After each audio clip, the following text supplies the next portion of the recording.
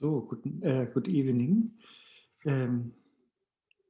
Thank you for making it. Actually, we sent a wrong link, but now we're using this.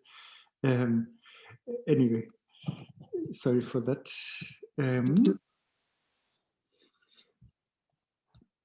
And let's start maybe with generating a good motivation maybe in the beginning. Since Shantideva's text is, of course, a Mahayana text, this is the motivation. Now I think you should hear me better. This is the motivation we should have, the Mahayana motivation of the Bodhisattvas, so that we aim to attain enlightenment for all sentient beings' sake. Yeah, so please develop that motivation in your mind.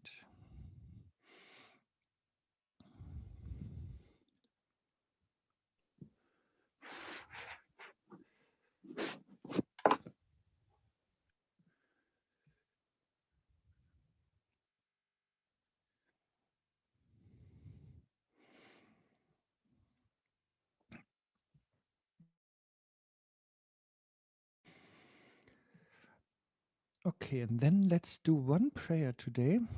I have it somewhere. Ta-dam.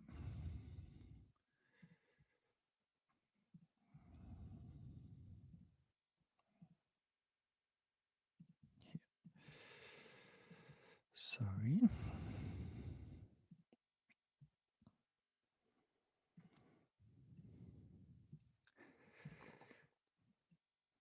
Let's pray to Shantideva. Even the minutest light ray of your name will dispel the heart's darkness. When it enters the ear of the fortunate one, Bodhisattva Shantideva, I supplicate you. I've heard that it's always good to pray to the author of a text that one is studying and practicing and contemplating on. So that's why, it's always good to connect with these great masters. Okay, let's continue. We are somewhere in the 6th chapter of the Bodhicaryavatara, obviously. And that is the chapter on patience. And we didn't cover so many verses yet of this 6th chapter. I think only the first 12. And there we learned about the problems or the side effects and disadvantages of hatred and anger and aversion. And therefore, we learned about the importance of practicing patience. And then Shantideva is introducing patience, and then he gives like 72 situations where and when we should or we are encouraged to practice patience, or where patience is necessary. I don't know if you remember how they were calculated, but I can try to make it very easy to memorize. So it's like, so we need patience if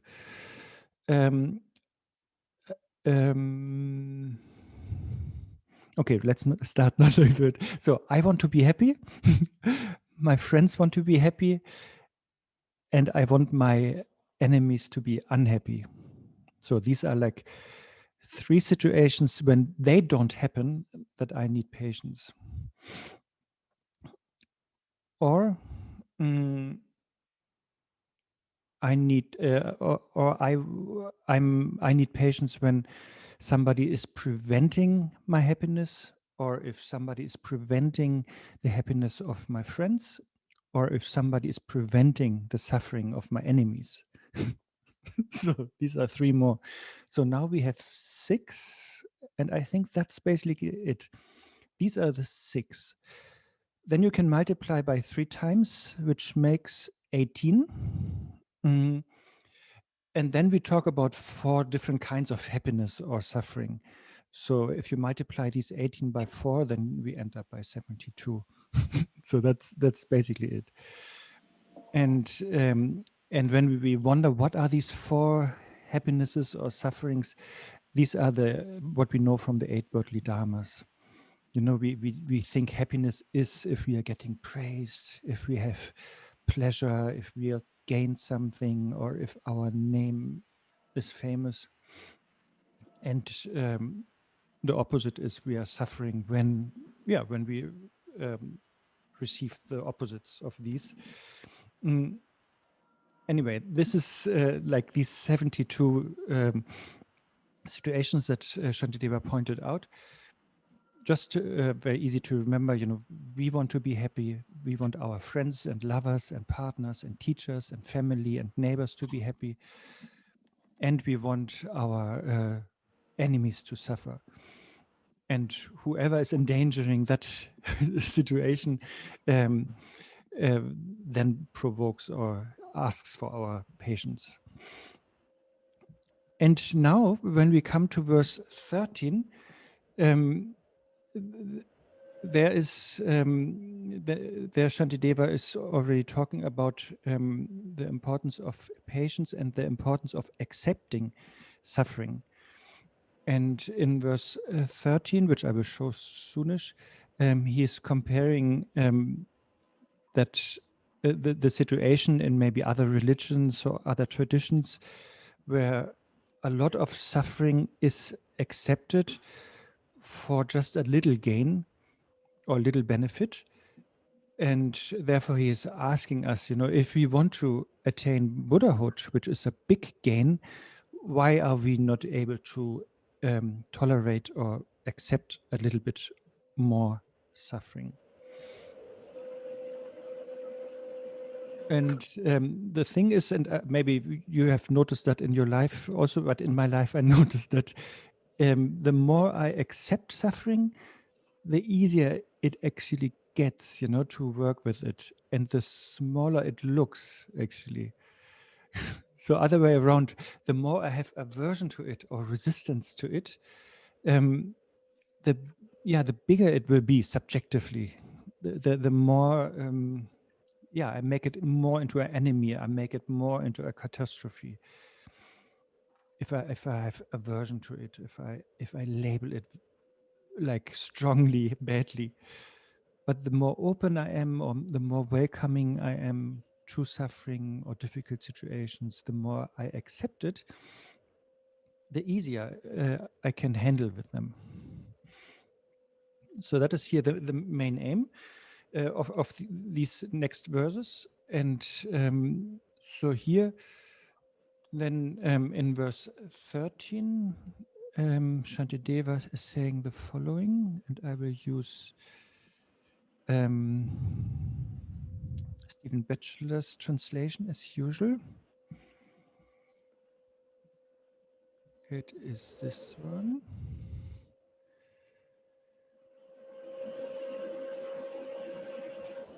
If some ascetics and the people of Kanapa endure the pain of cuts and burns for no reason, then for the sake of liberation, why have I no courage?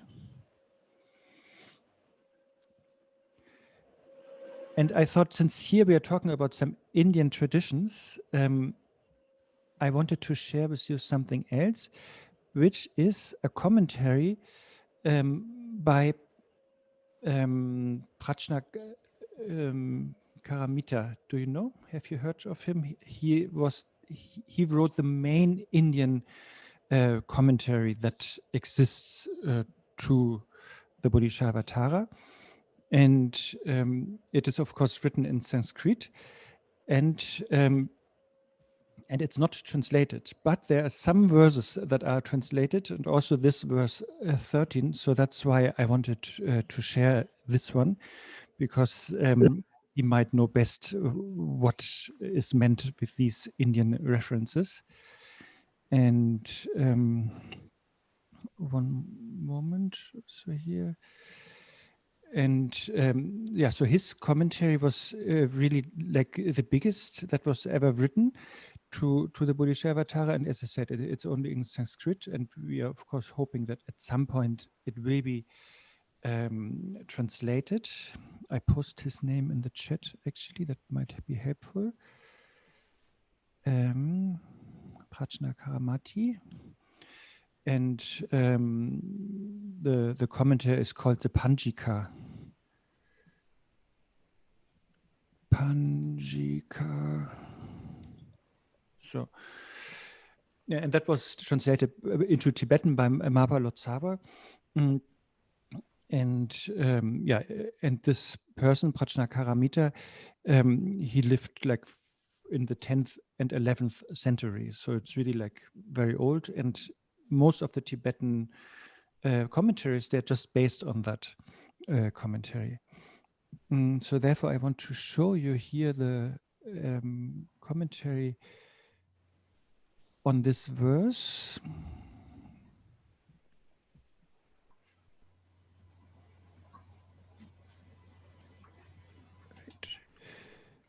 This is strange. I can't see which part of my screen I'm sharing.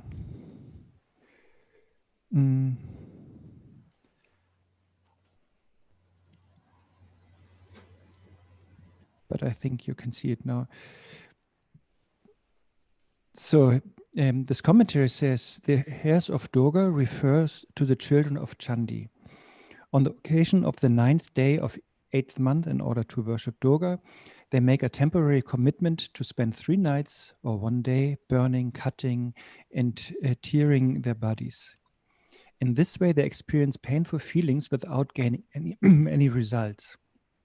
In the same way, southerners born in places like Karnataka lose their lives in pain from many causes, such as fighting each other out of pride, merely in order to elevate their reputation.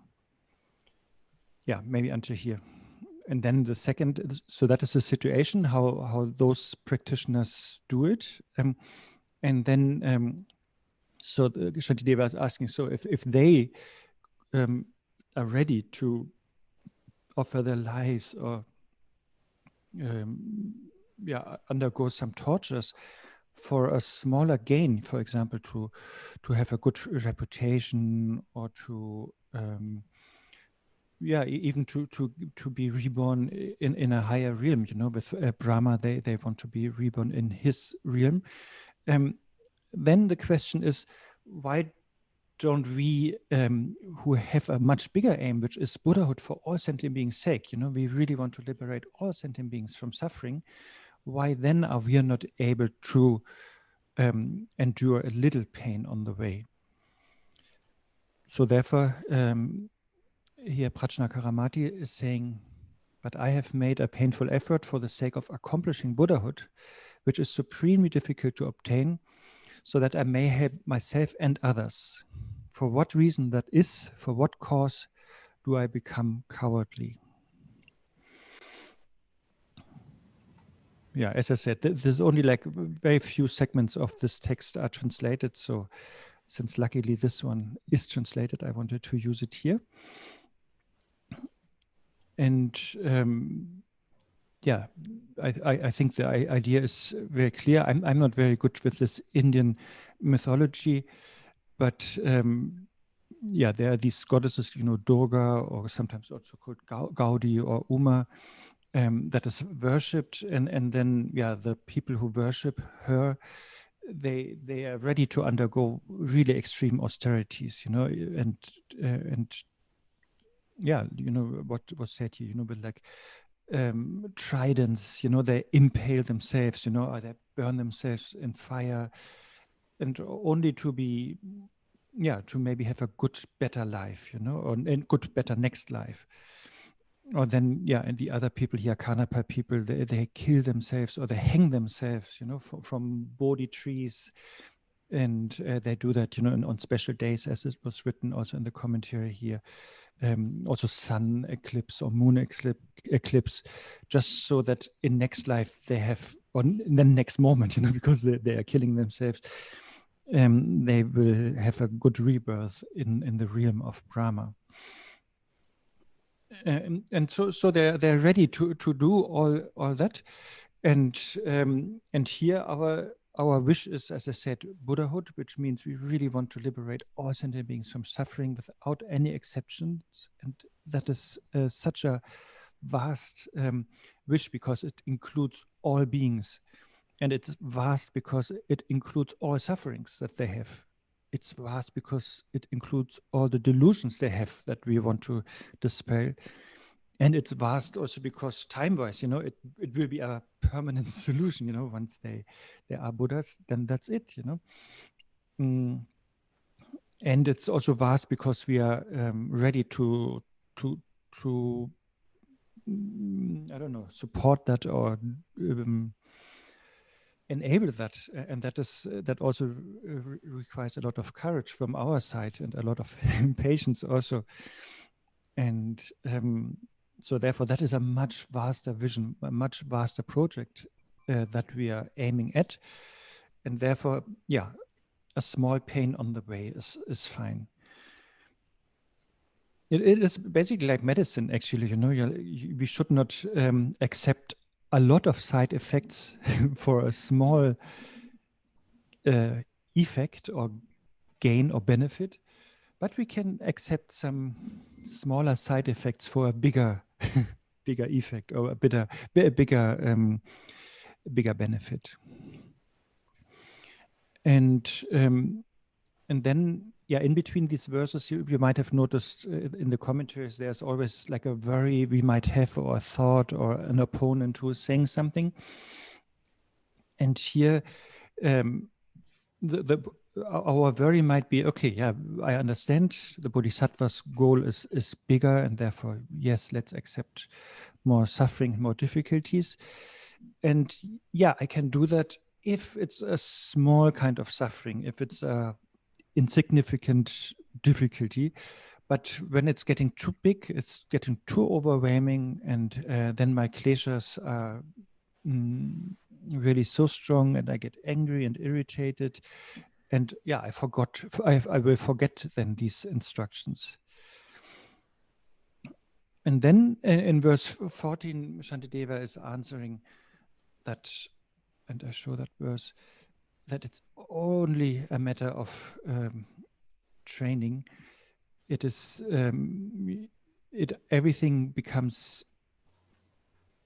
easier by doing it again and again. There's nothing whatsoever that is not made easier through acquaintance.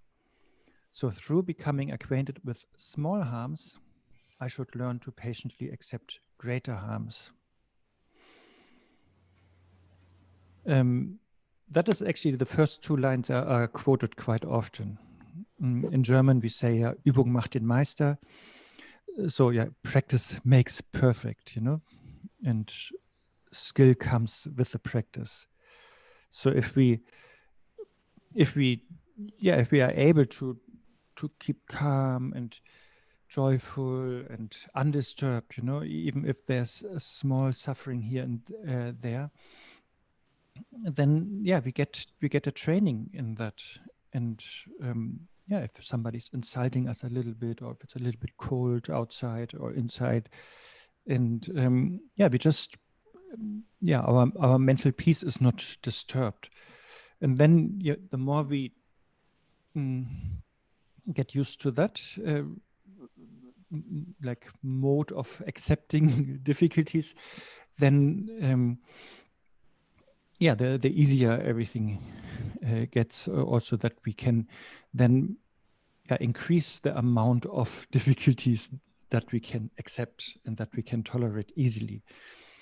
And then we will be even able to, at some point, like an extreme example, we will be able to be tolerant with a lot of suffering in hell, you know. So, and we are just, and we are ready to go there because we know we can help some people there.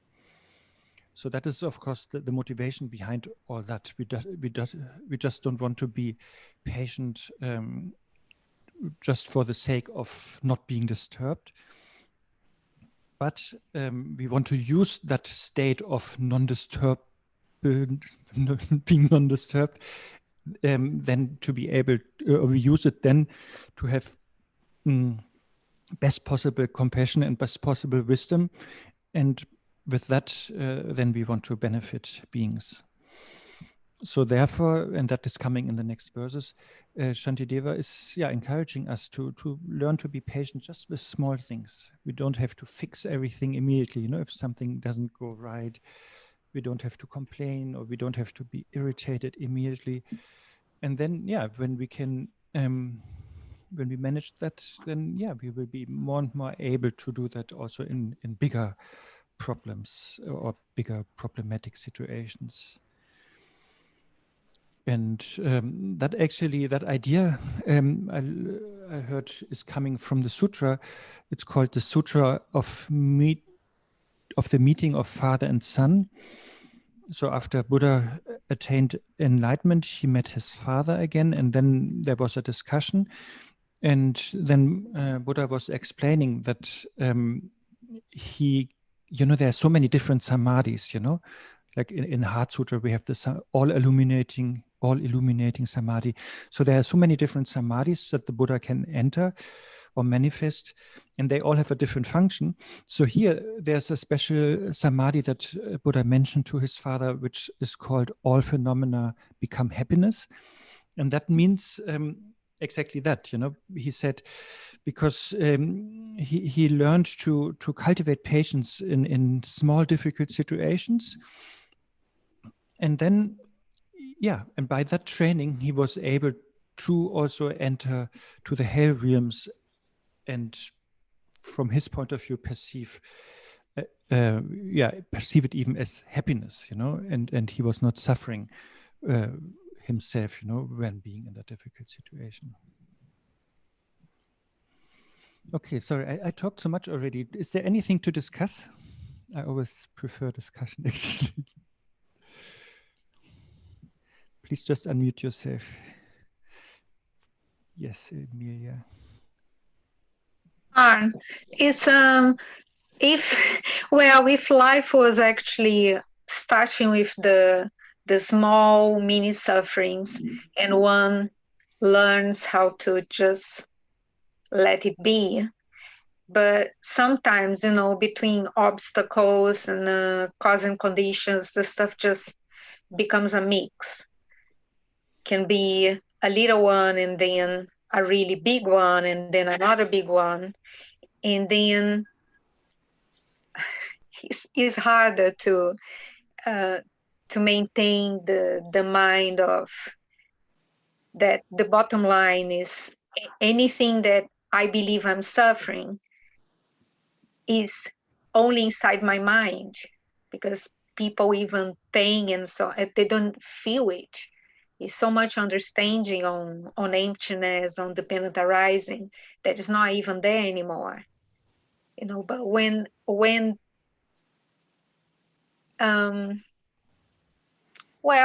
is going through a huge, problem, or it's difficult to just keep up, to keep the perspective and to really let go, to just embrace everything. And then how to get there? Because life, I can't really plan. And it's like I'll have like a bunch of little ones for the next 2 months, and then that will help me with a big one. I just don't know. It may sometimes have a cluster and stuff coming from all over the place. Yes, it's not. Life is not like a well-organized school, right? Where the lessons are getting more difficult step by step. That's true. But of course, the Hindus would say, okay, whatever is happening, that is the lesson you actually can cope with. So they are they're very confident that you only get that much amount that you can cope with. That's not necessarily a Buddhist view. But I think what we can do is, like, if there's a small suffering, yes, let's then maybe we can cope with it easily with full patience, and then patience just means keeping a peaceful mind, keeping a good overview, like a wise mind and a calm mind and maybe compassionate mind. So with small things we can do it, and if there's something that is so big that we cannot do it, then still maybe we can get impatient or angry a little bit slower or a little bit later. That is already the beginning of the training. So just like normally maybe I would beat him, because he was insulting me, and now maybe I wait 20 seconds before I beat him. That is already an achievement, really. But of course, mentally, I mean, it is more important, of course, that we keep our peace a little bit longer, or that we regain our peace a little bit longer. Those things, or in other words, that our hatred is a little bit less strong, a little bit fragile. I think that is already just a practical step, maybe. But really calling for practicing and staying in awareness as much as possible. So awareness to being the enabler to provide the little gap or the bigger gap. Yeah. To even delay a reactive answer to anger. And that again is exactly this verse. There's nothing whatsoever that is not made easier through acquaintance. So yeah, this awareness or vigilance or calmness, it is all trainable and it needs to be trained. Yeah. So I think that would be my answer. Thank you. And in all the process, of course, we always need to be patient with ourselves also.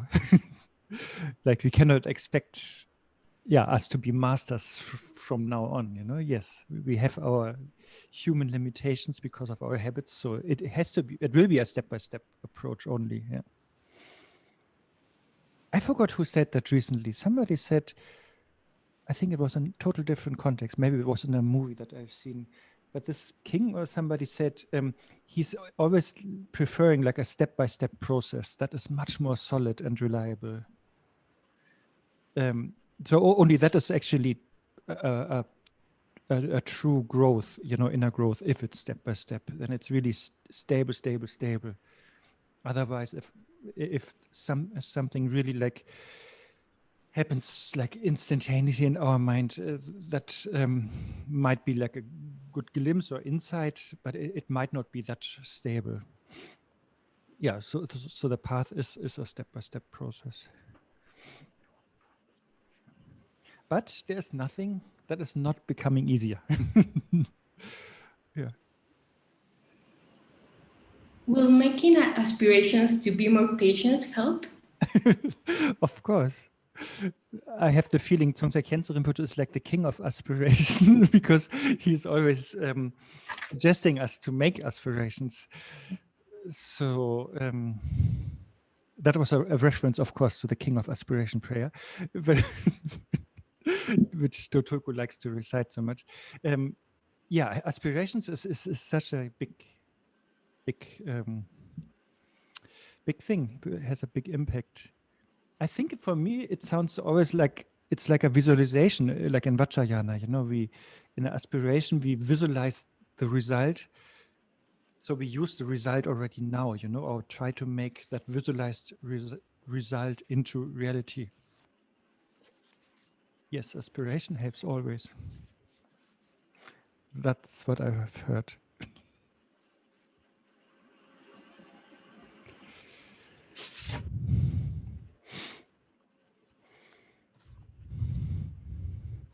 Okay, and then in the next verses, there are 3 verses where Shantideva is then giving examples of these small sufferings that we maybe could endure.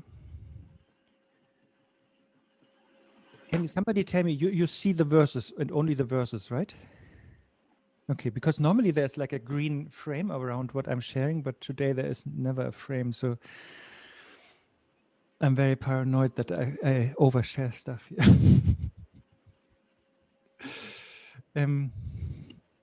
So 15. Who has not seen this to be so with trifling sufferings, such as the bites of snakes and insects, feelings of hunger and thirst, and with such minor things as rashes? So this is the like first examples. Here it is basically about unavoidable things, that happen. Maybe like snake bites is not so often in not in my flat here in the lockdown, but generally, those things, I guess in India they could happen, like bites or stings from animals, mosquitoes, or we don't have enough food or drink, or we have some skin problems, back pains, whatever. There are so many different things that we can just face without our intention. But I think also we can face them intentionally. For example, if I'm thirsty now, maybe I just don't drink. I just wait a minute at least, and like I was referring to that, maybe to Emilia's question, maybe today I'm able to wait 1 minute before then I drink, and maybe tomorrow I can wait 2 minutes until I drink. So those things we can also do. Or now it's getting winter here in Germany. Maybe we can, the last minute we walk to our home, we open the jacket so it's a little bit cold, whatever. We can do so many things just to learn to not always have the default reaction of I want to fix things, this is a problem and that needs to be fixed. But that we are just more accepting whatever is happening. And then, as I said, we can do it even intentionally. We can choose something that goes a little bit against our habit. So for me, maybe next time I should wear a tie, because I don't like ties. They look ridiculous. But then somebody else who's always wearing ties, then, this person should do the opposite and not wear a tie in the next Zoom. So we can use those things and then just try to relax in that little bit discomfort or unease. And Dzongsar Khyentse Rinpoche also said, for worldly gains, we are always so ready to endure suffering. Some people, I think the classical example is from Himalaya, that some people climb big mountains just for the fame, and on their way, they really suffer a lot. It's cold and windy, and maybe you even lose fingers or you lose your life, and what is it, like frost bites, and you might not have a good shelter or not enough food, and so many things that we do just to be famous or just to be impressive. And that isn't so there we are really ready to accept the suffering. So likewise here, for a bigger goal, Buddhahood, we should be even more ready.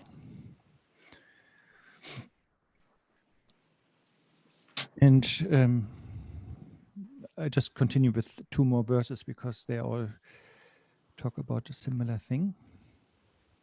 I should not be impatient with heat and cold, wind and rain, sickness, bondage and beatings, for if I am, the harm they cause me will increase.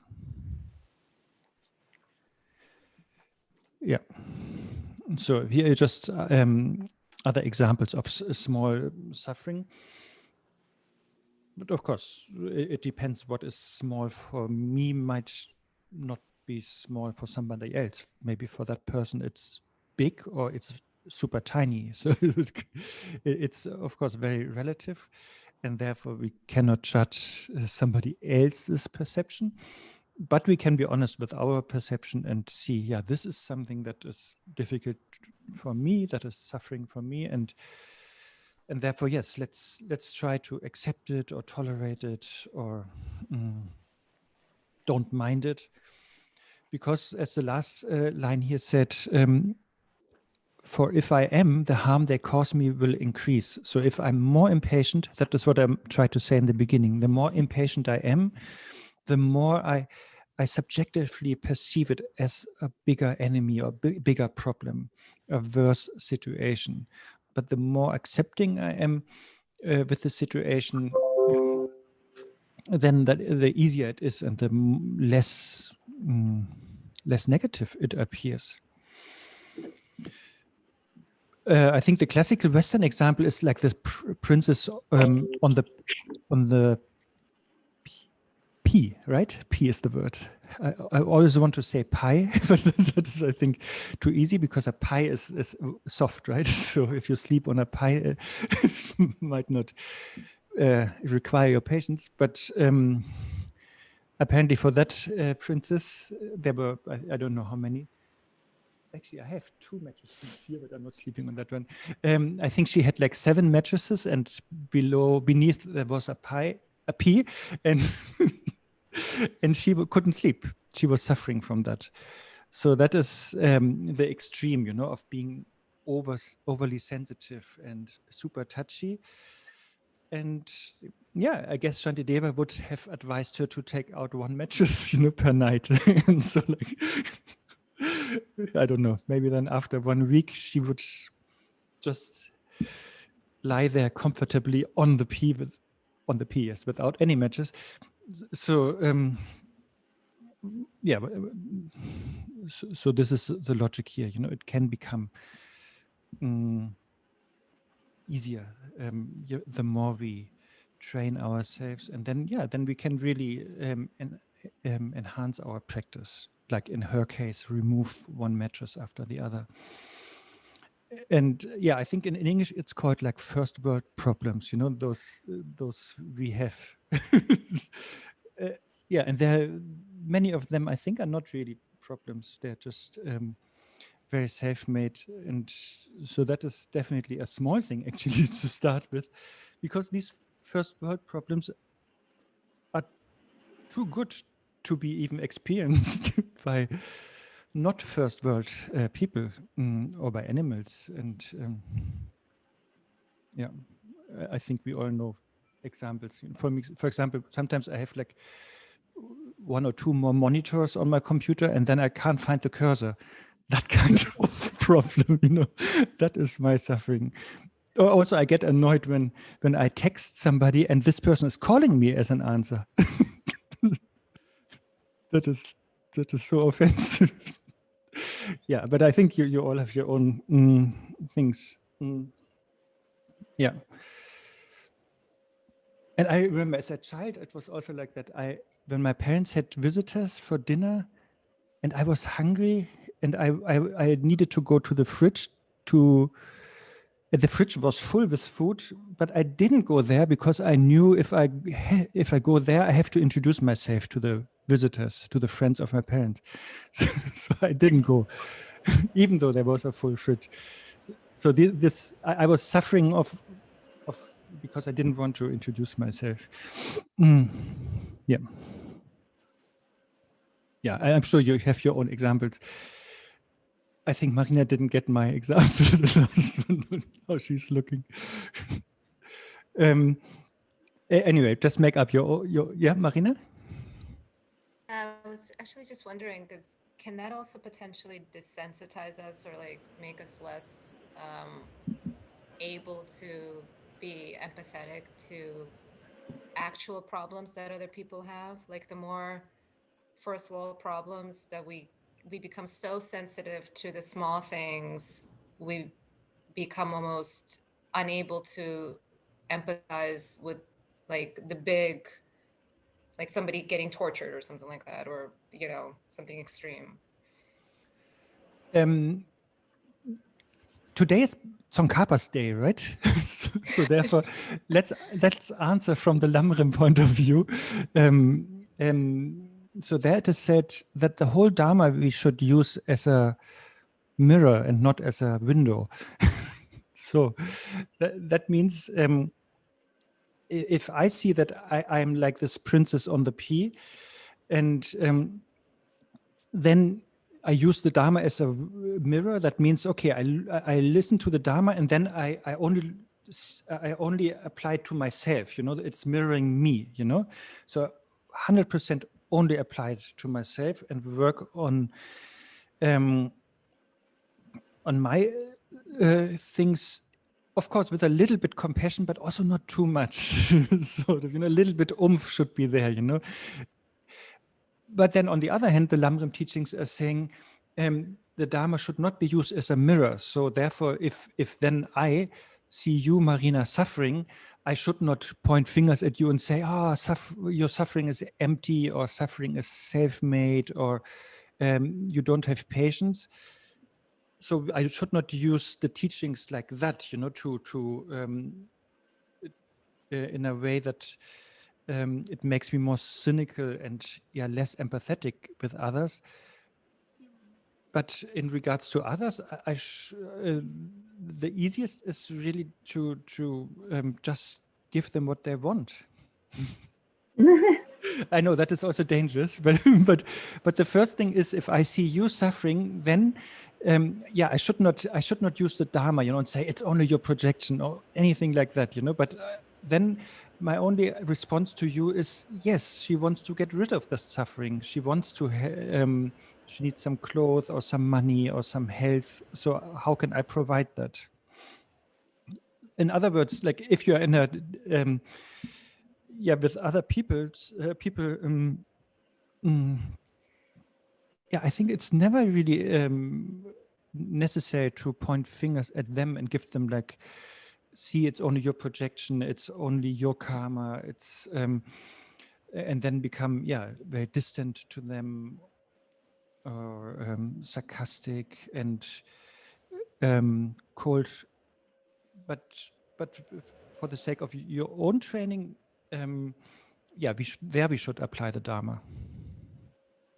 Okay, that was really a lot of stuttering, but that is the general idea of Lamrim teaching, saying use it as a mirror, so only apply it to yourself, and not as a window that you look through it and analyze other people. Thank you. And so if I use the Dharma as a mirror, then it teaches me to have more compassion and be more sensitive with others and empathetic, yes.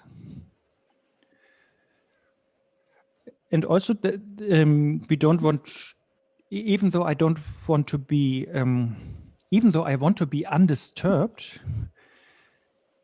that is my aim, but still I want to be sensitive. For example, it is actually a talent, I think, if I'm laying above 7 mattresses and I feel the pee. That is a talent, that is a sensitivity that I don't have at the moment. So that is actually something I look forward to have, that kind of sensitivity to the situation. But at the same time, I think I need to develop also the quality to be not disturbed by what I perceive.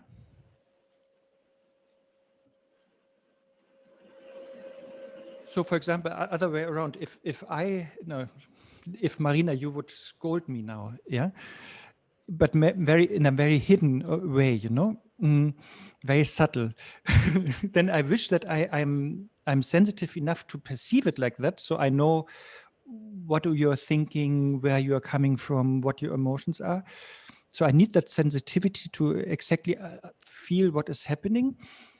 But then in the second step, I should not be disturbed by that.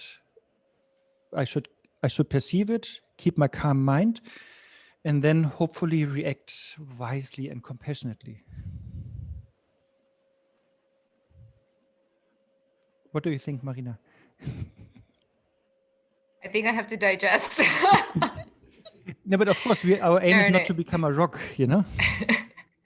I think it makes sense. I think that especially the mirror, not the window aspect of it. I think for myself, I tend to kind of as I'm hearing something, trying to apply it like, oh, that's a societal thing, rather than just dealing it within it internally first. So I think there's multiple layers that you had mentioned here. So I think I have to kind of digest it. I don't know how to say.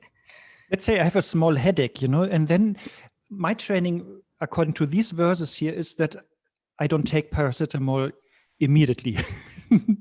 But at least that I try to maybe wait 1 more hour, or 2, or aspirin or whatever you take, so that I learn to not have that suffering. That I learn to not immediately try to fix the suffering and try to avoid the suffering, but that I learn to accept it, and there are coming more skills or means how we can deal with that situation then. But here, the first step is that I'm not immediately applying the antidote. So maybe I wait 1 hour before I take aspirin. But then, if you are now having headache, then I should not tell you that. I'm not saying, okay, I give you aspirin in 1 hour. But there, I should be so ready to help you immediately in whatever way you want.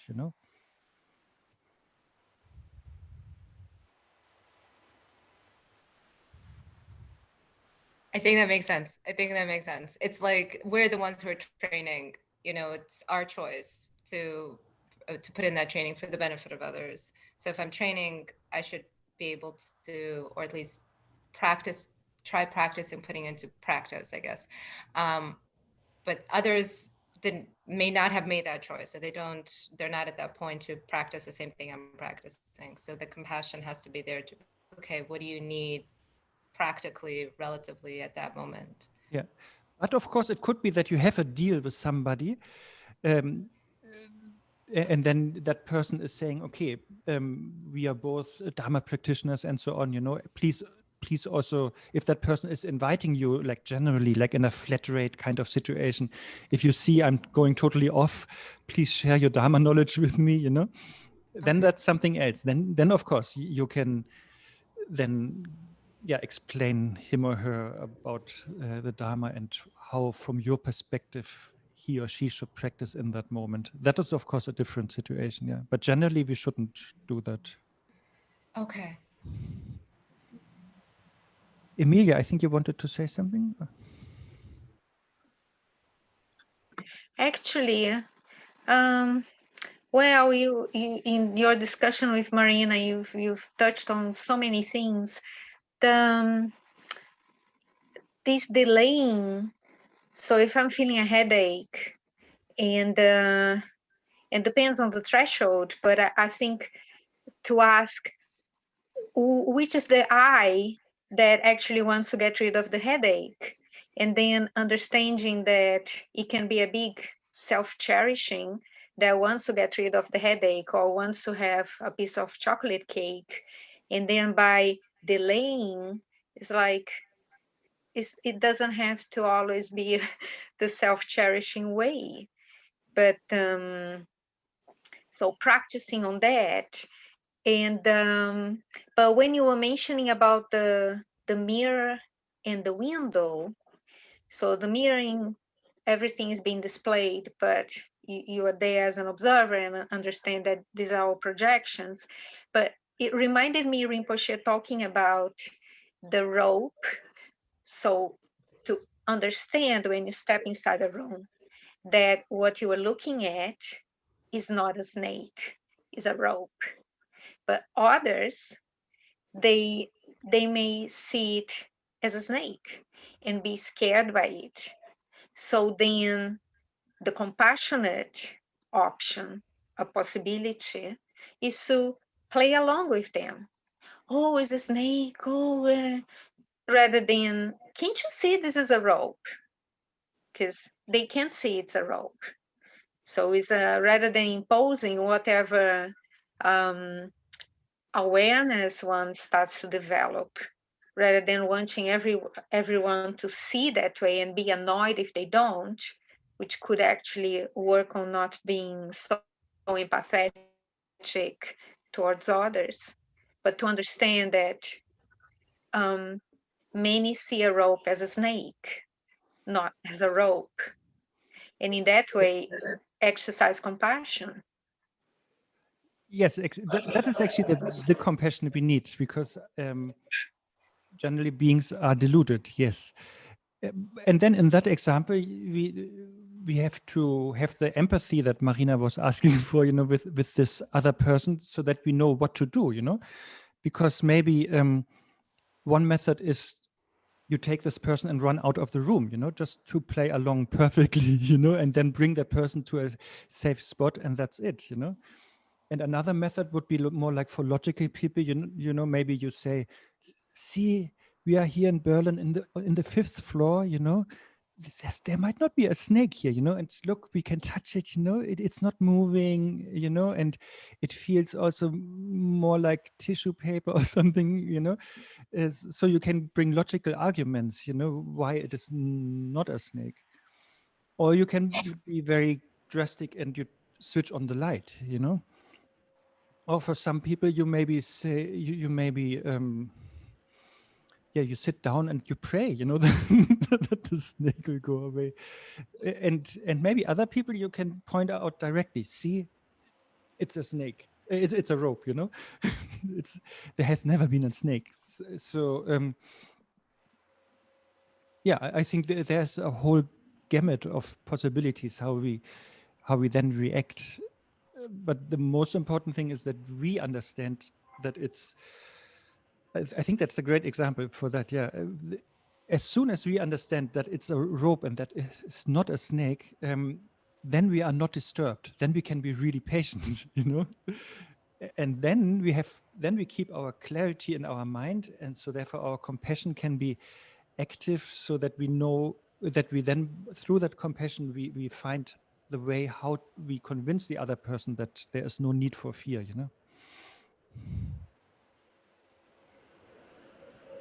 Yeah, I think it's a great example, yeah.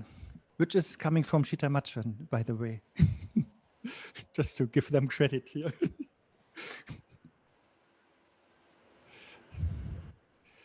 But Khyentse Rinpoche is indeed quoting it a lot in Madhyamika-Avatara.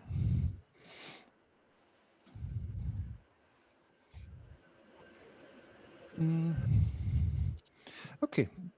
Yeah, and so that is, in generally, yeah, we can, if we have a headache, for example, or whatever difficult situation, we can, of course, have also for ourselves, then we should have different tools at hand, what can help us, if we have, let's say, headache, yeah, we can just, like a very jargon, like we can say, yes, that's the nature of samsara, suffering is happening and pain is happening.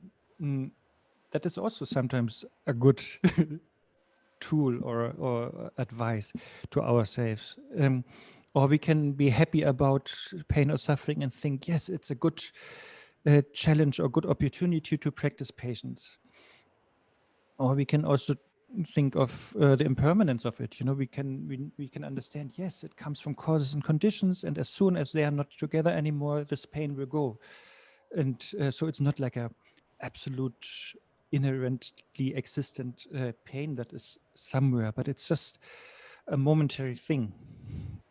Or we can also practice Tonglen and think, okay, this headache that I have now, may it absorb all the headaches of all sentient beings, so that everybody else is free from headache, and that I have all the headaches of the world, And this we can, of course, do with also with my jealousy, May my jealousy take all the jealousy of all people, and may everybody be free of jealousy. So we can use whatever.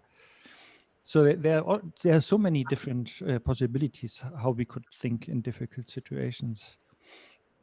And then, if we are ready, we can see, we can try to be introduced that it's what looks like suffering.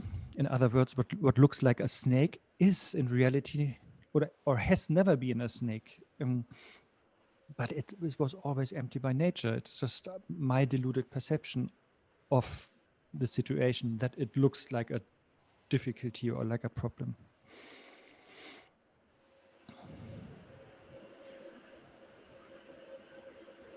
And but yeah, I really like always the example of snake and rope. Actually, this in the beginning of the year, I did a presentation on only that example for like half an hour. Because there was a teacher, Karl Brunhölzl, he was teaching on a text and he was using it over like 3 weeks. He was again using it. So I listened to the recordings and I put all these examples together whenever he was using it and comparing it to different contexts. And it's widely applicable, that example. I like it a lot. And yeah, but it needs also courage actually to be open to see that what looks like a snake is actually not a snake. Okay, and courage is the next point here in verse 17. Oh, this is a little bit strange here from the layout. I'm sorry. Some, when they see their own blood, become especially brave and steady, but some, when they see the blood of others, faint and fall unconscious.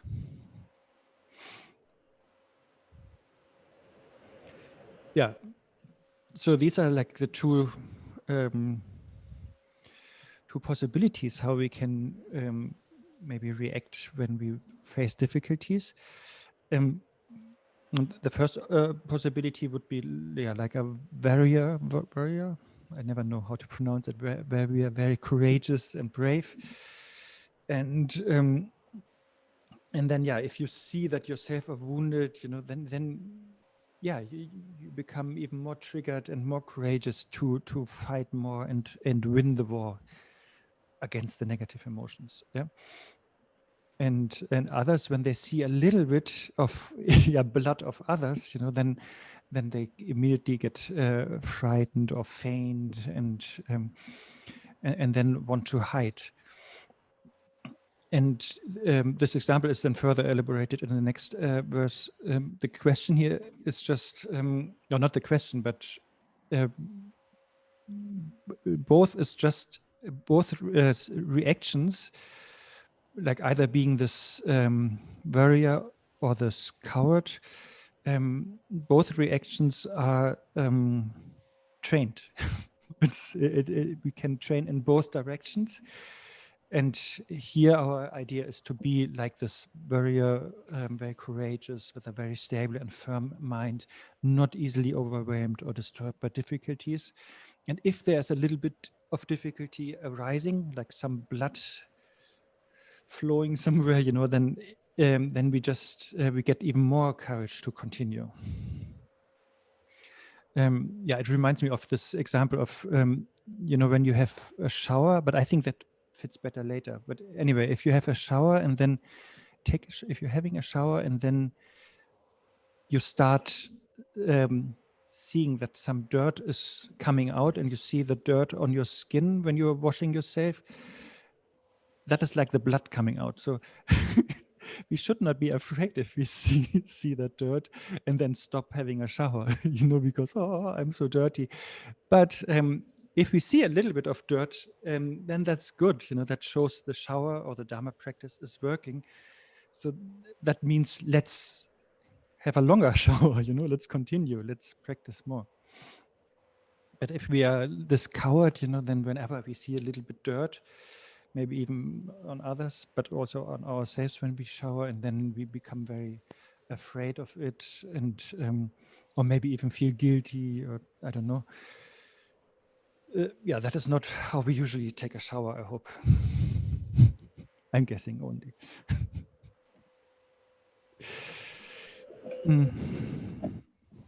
Verse 18. Then it's very similar. So these reactions come from the mind, being either steady, like this warrior, or timid, like this person. I don't know, I want to play with words here. This warrior, the person who worries a lot, who is timid. So either you are warrior or you are coward. So both is of course coming from the mind. It is a way how you habituated yourself. That is the way how your character is shaped. And therefore, again, I should disregard harms caused to me or not be affected by suffering. And again, that is only an advice to ourselves. You can understand the whole Bodhicaryavatara that Shantideva is talking to his own mind, basically, you know, and that's how we should take it. So yeah, it's just a matter of training of our habit. It really doesn't depend so much on something out there, but it's a training how we react to a specific situation. If we have the default setting of being stable, firm, courageous, steady, patient, that is all patience. Or if we have the setting of running away, being timid, or frightened or fragile. And therefore our idea, or Shantideva's idea here is to work on our habits to become more courageous, to become more patient, to become more accommodating with difficult situations.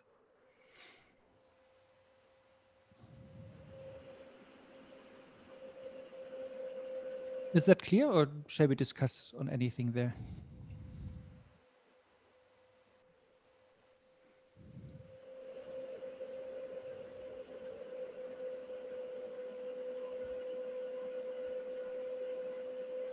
Okay, then there are more verses actually. 1,000 altogether, nearly.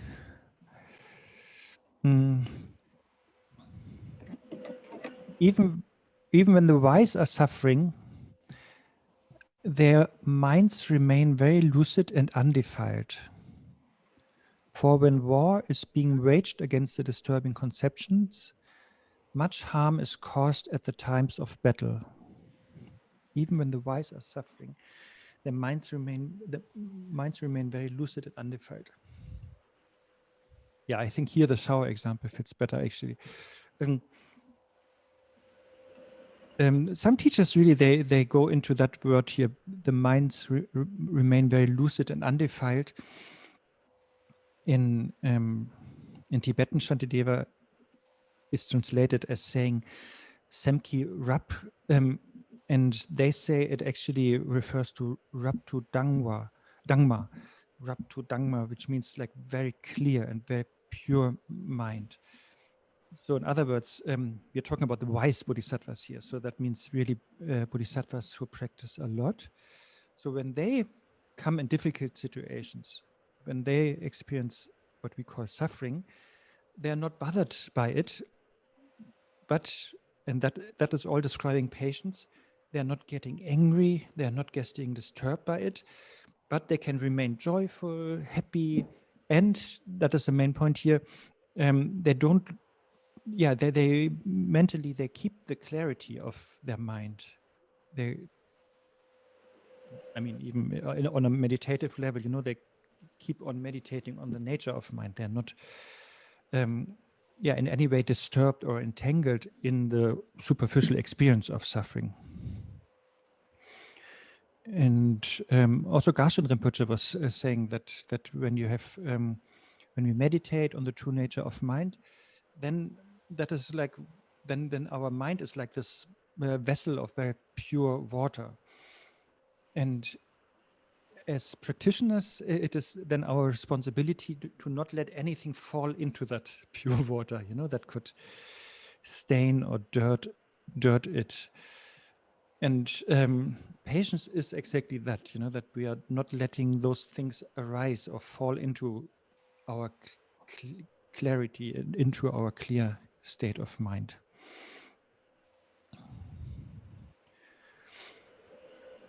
And then if you remember the last two lines here, they say, for when war is being waged against the disturbing conceptions, negative emotions or kleshas, much harm is caused at the times of battle. This is something that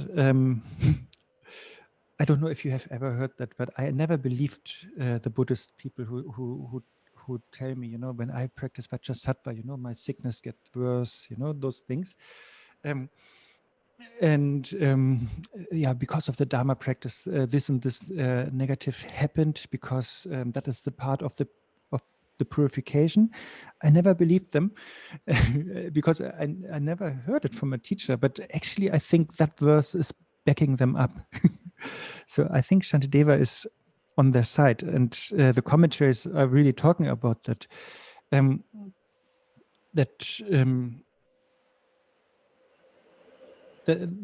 through the commentaries are really saying through this practice of bodhicitta and so on, then like past negative karma is really stirred up, and digged out, or is digged up. I don't know. It's coming to the surface, and therefore, like in a war, of course there is fights, and of course you get wounded and you get hurt, and there's some collateral damage, those things. So it's the same. Also, all the commentators say the same is also in our practice. There will be difficulties coming up, or like hidden things will come up. Some strange karma might ripen, and then the idea or the advice is, like I said earlier with the shower, just to continue. Because if we don't continue, then these tendencies that have been hidden before and now they come up, and if we don't continue to practice, then they get more room, or they have more space to solidify and be more powerful. Therefore, it's actually a good thing when those things come up. But it's only good if we are not getting disheartened or overwhelmed by them. But if we continue to do whatever we practiced.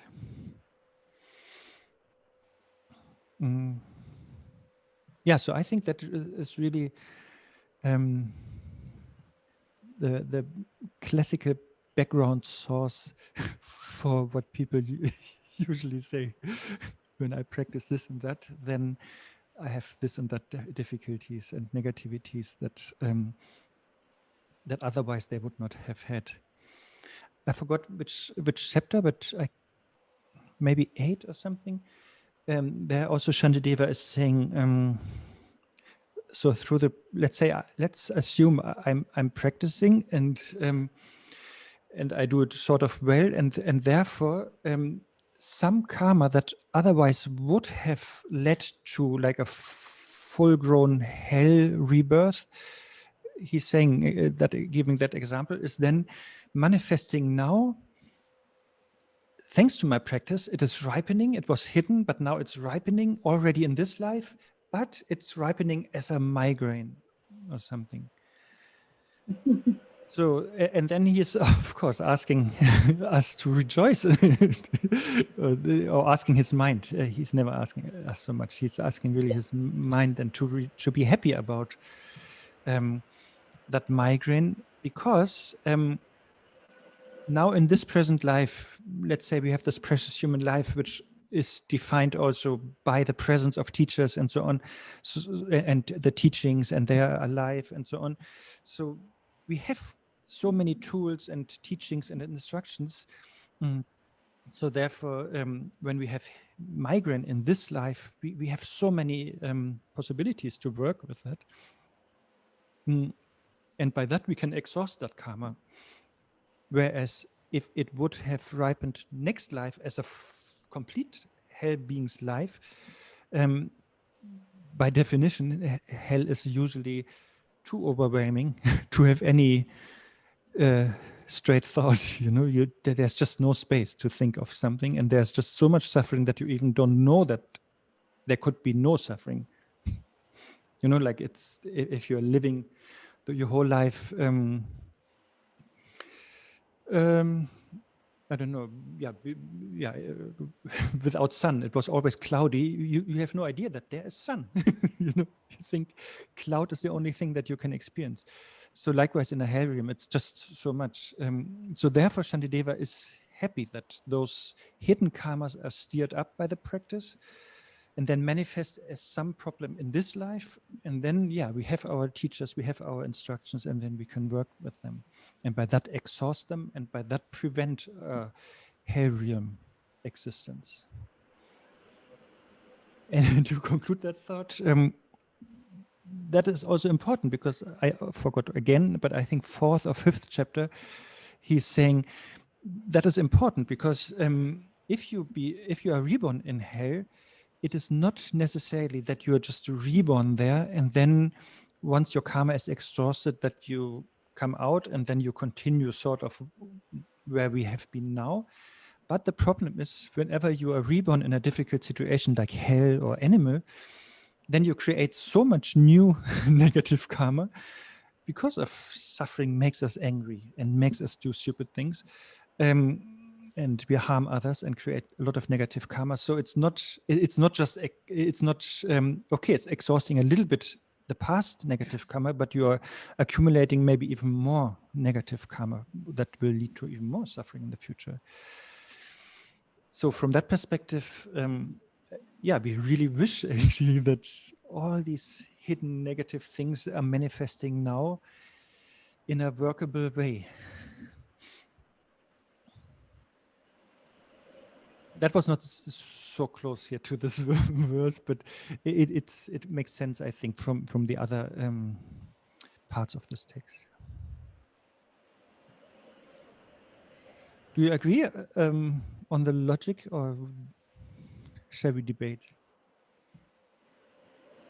Yvonne, what you are sort of medium convinced.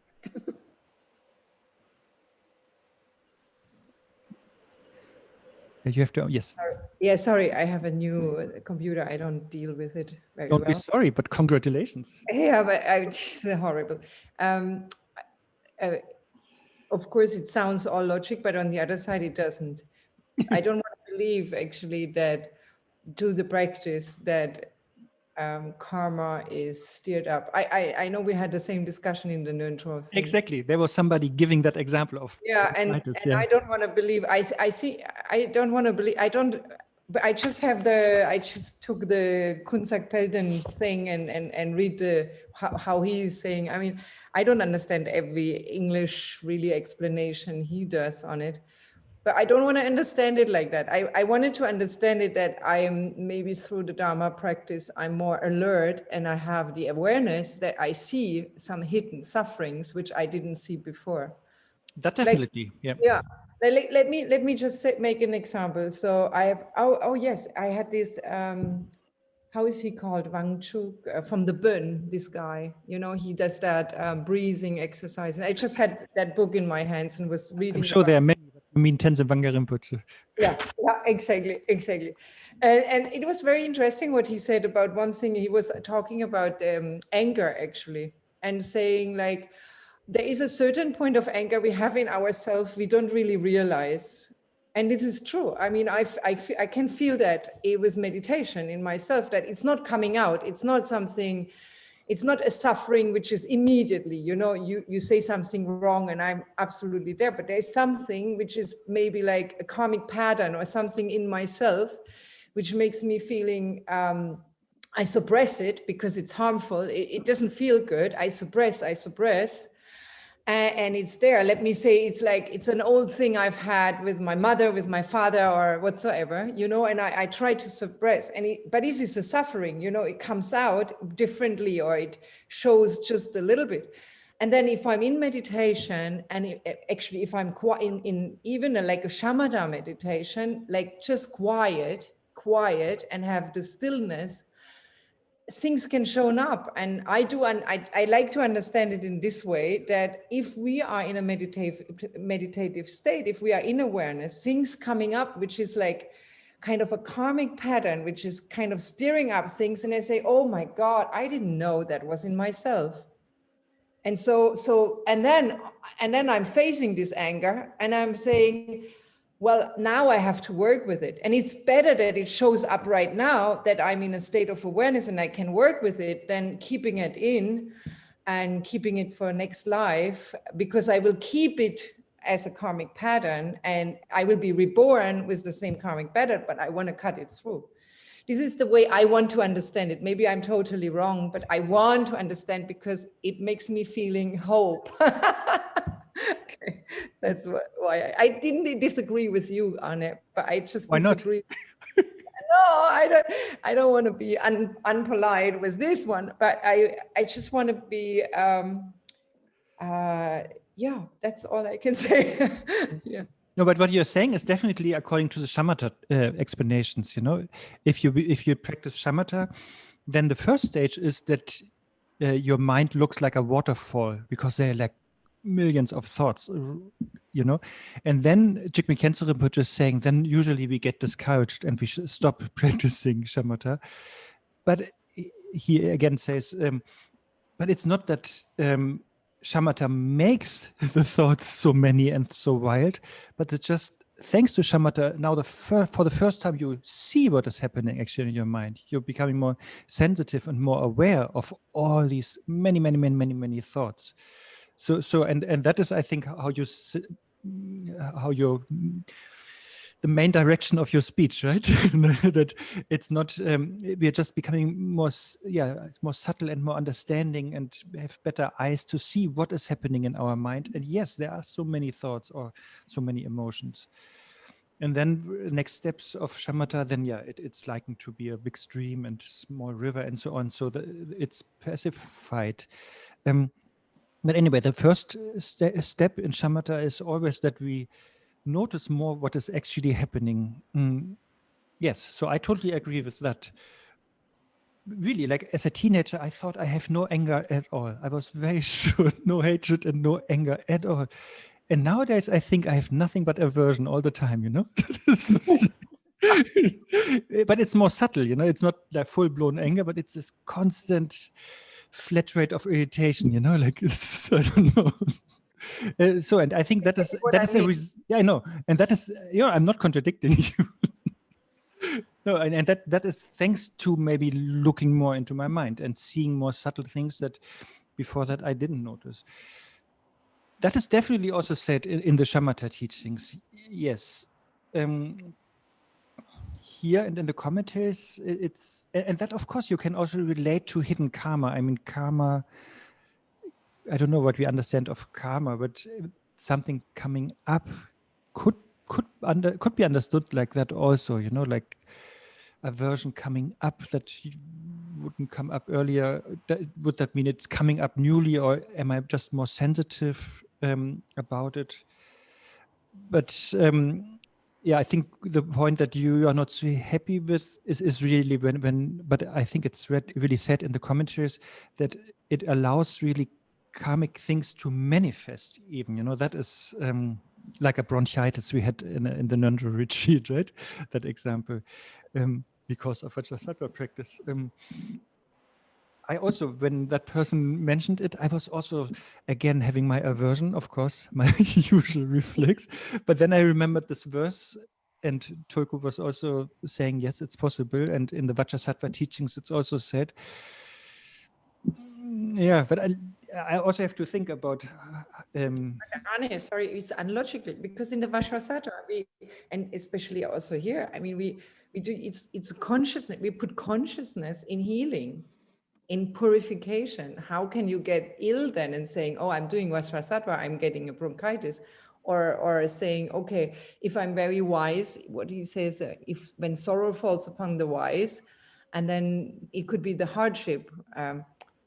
I think just like there is no, for me, they say it, or people, the commentaries say it means that, or you say it means that. What the I'm quoting the commentaries. According to the commentaries, yes, I understand that, but well, do we really know if he means it like that, and does it really make logical sense? Because Buddhism and everything is so logical, and I just question mark this logic behind. Yeah. You're totally. I mean, the first answer to your thing is, of course, Vajrasattva practice is not the cause for the disease. That would be totally wrong from karmic point of view. Of course not. It's not the cause. It's only I think it's only saying, but I really have to think about it. But it's basically saying, if I do Bodhisattva, then the causes for the illness now find the conditions that they manifest. That's how it is explained. But this is still, we have to, and yeah, I have to think about it more. But that is the general idea. It's of course not making you sick. Like when we practice Tonglen, of course we are not really having the suffering of others because we don't have that karma for it, you know. And Tonglen is not the cause for having suffering, but Tonglen is the opposite, because we are practicing selflessness. Therefore, that can't be producing suffering. But the idea here of all the commentaries is that it is enabling something that, some karmic imprints, they are now happily ripening because of that practice. And as I said, I have to think about it. It's really a good point. Maybe Emilia has already the answer. Well, I don't know if I do, but with another group, we are reciting the Vadakata Sutra, and so we have, is a task for 3 years. We've done one, we still have another 2, and there is one part here that it says, Subhuti, whatever son of the lineage or daughter of the lineage takes up the words of a sutra like this, memorizes, reads, and understands, they will be tormented, will be intensely tormented. Why is that? Subhuti, because whatever non-virtuous actions of former lifetimes that were committed by those sentient beings that would bring rebirth in the lower realms due to the torment in this very life, those non-virtuous actions of former lifetimes will be purified, and they will also attain the enlightenment of a Buddha. So when I read that, at least for me, it says, okay, what I'm doing here by reciting what is going on my mind stream, the causes and conditions, of course, everything is completely dynamic. It's stirring something, it's making something that I will be tormented. And then, is a kind of accepting, not freaking out, but understanding why that is bound to happen. Yeah, but that is exactly Yvonne's and maybe also my question now, why can that tormenting thing happening just by reciting that? You said there's something happening but what is the process there? That is the interesting part. Why something positive like a practice can steer up that old karma? Well, I wouldn't have a clue how to answer that. But when we honestly, there is nothing that is predetermined. The minute by minute, even the time as we know it is all in one. If we cut the time dimension, but I believe, I see it as something's happening on my mind stream. Something is happening through my Buddha nature, because the recitation, the one hearing and listening, is not the I who is the self-cherishing, it's the other one. And something is being stirred there. I don't know if in the energy, something that is gonna shake the pot. And then, okay, let's go for it. And then the disturbances to kind of go through some cleansing, whatever that cleansing is. I really believe it. And I'll tell you, this has been a year, and soon it's going to be a year and a half. And stuff is happening. I mean, no way I can say that life is like, oh, yeah, a little bit up, but is overall, no way. But it's just, I don't want to freak out, Actually, if we have a group of people, so we don't have to recite it every week. But it feels like, no, I'm going to recite it as often as I can to just stir the pot, as and kind of holding on with, okay, this is this is for the good of all sentient beings, so let's do it. But yeah, but I don't know at the same time how courageous I am between the warrior and the worrier. I think that's what the play you wanted to do with the words, the warrior that goes and embraces, and the worrier who is worrying in so much fear that doesn't do anything. So is pushing my cards on the going into the warrior, you know. But all of us in the group, when we go through that part, and we're like, "Ugh." Okay, thank you. I think that one word triggered something in me. You said it's not determined or something. Oh, sorry, Pallavi. I will just share that thought.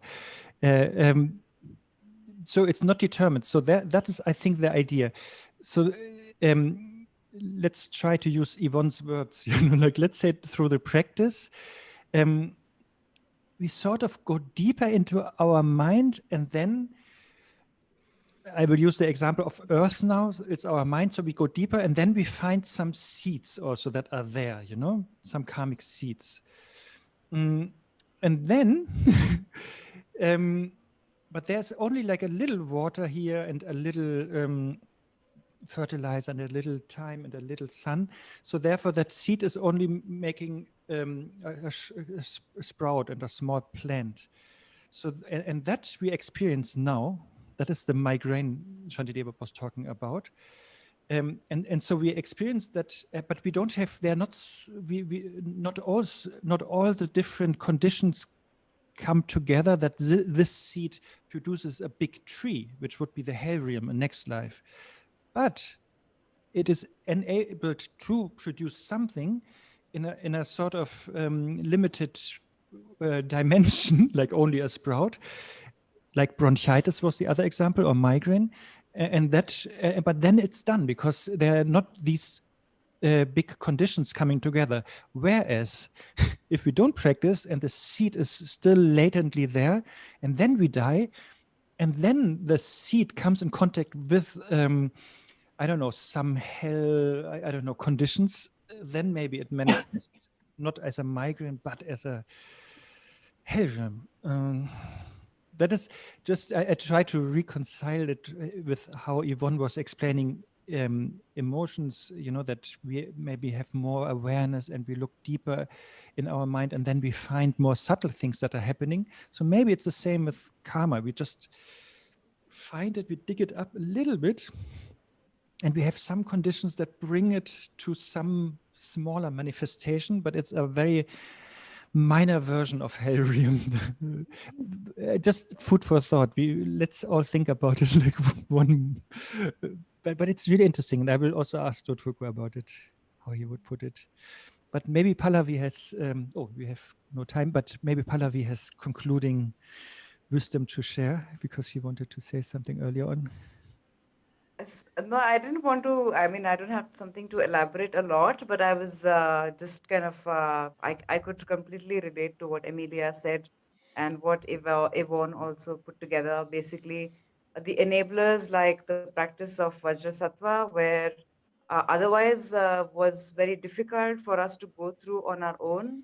But these really help us in unfolding and the rightening of the things. And yes, they do show a lot of symptoms, and kind of the rightening is quite painful sometimes in the symptoms.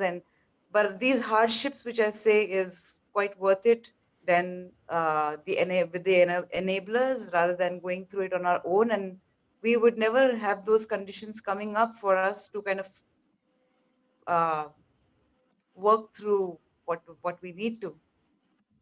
So I think, I mean, those enablers can really bring you to tears, and like you feel sickish, and then there you have some stomach aches, and all of that is like, but I think knowing that and being aware of this, just for the larger goal, it all serves. It's all well in the end. Lasso. Yeah, I have I have a little analogy, which is like a lotus pond. So you stir up what happens, but you have the hope of purifying it in the end. So you can, if you understand my analogy. Yes, I totally understand, and I think Yvonne too, but we are still wondering, how is the practice steering up? Well, there's so much energy flowing.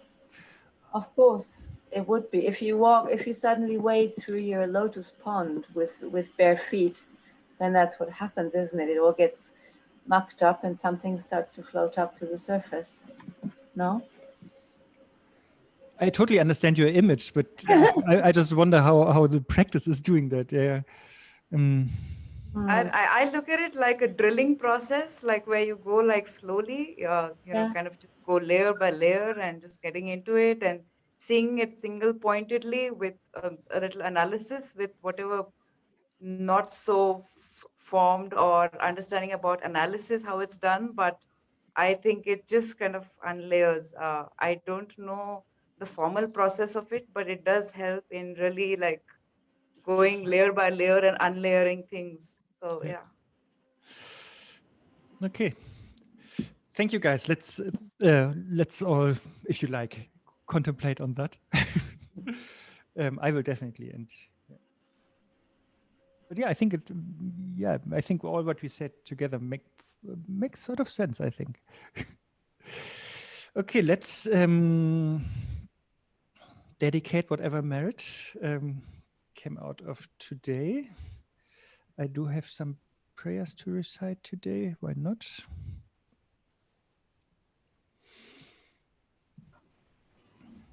Through this merit, may all beings attain the omniscient state of enlightenment and conquer the enemy of false and delusion.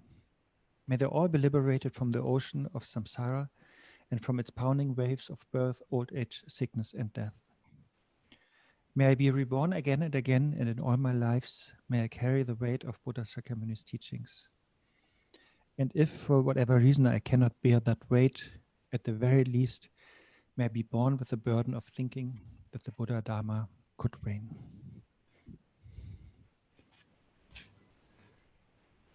I hope you know this verse, the last one. This is by the great Dolpopa Sherab Gyaltsen, the most hardcore Shentong practitioner ever.